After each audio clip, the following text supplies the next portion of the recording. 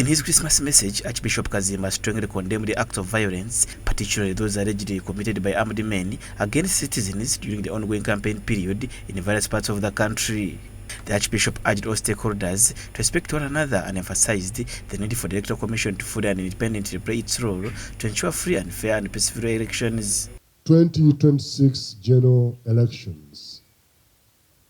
As a nation, we also look ahead to a new year that includes national elections. I call upon all political actors, leaders, security agencies, and citizens to commit themselves to peaceful, free, and fair elections. We strongly condemn all forms of brutality and violence, especially against unarmed citizens, these citizens who are not armed.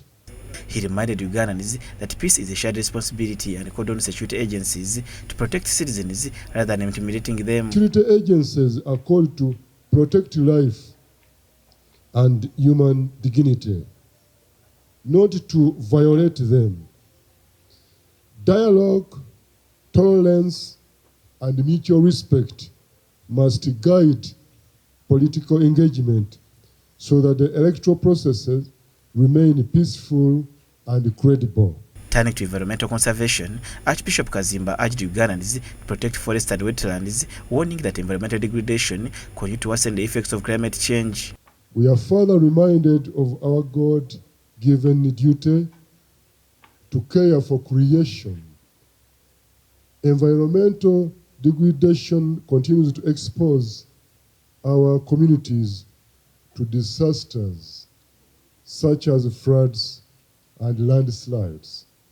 I urge you all Ugandans to protect forests, wetlands, and fragile ecosystems. He also revealed that during Christmas season, the Church of Uganda, through its Household and Community Transformation Department, is providing relief support to 800 households in Sebe sub-region, specifically in the districts of Kwena and Buko, following devastating landslides.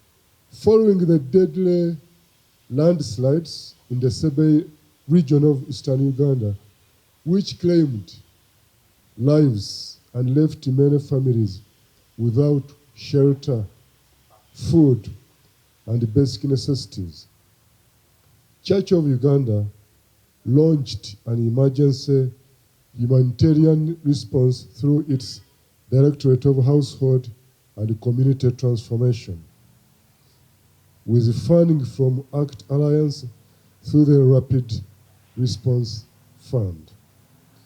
The response is supporting 800 households in Bukwo, Kweni, and Kapchorwa districts.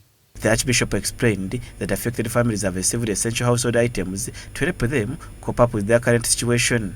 At the same event, Archbishop Kaziimba announced the theme of the Church of Uganda for the year 2026, calling believers to renewed faith, service, and transformation. Our theme for next year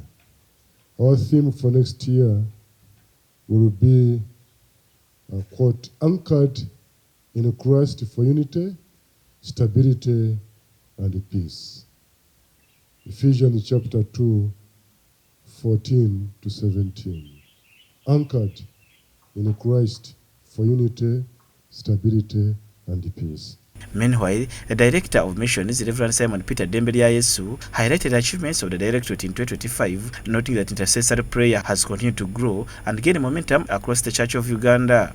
We had prayer camps as a Directorate, but the major one was in Matters Namugongo, Matters site, and we had all intercessory leaders that came and attended it. And I want to report to you, Your Grace, that intercessions is picking up in the Church of Uganda. Additionally, Reverend Andrew Agaba, Director of Household and Community Transformation, outlined the key achievements for 2025, including large-scale tree planting, emergency response interventions in Nachiva refugee settlement, led by Archbishop Kaziimba. Pick up a few things that we have done: staff retreats to enhance the capacity of our staff to deliver excellently, to our societies, we launched the Environment Month, and we called upon the entire community of Uganda in a non-segregative manner to plant trees and conserve our environment, led by His Grace, the Archbishop. The Church of Uganda says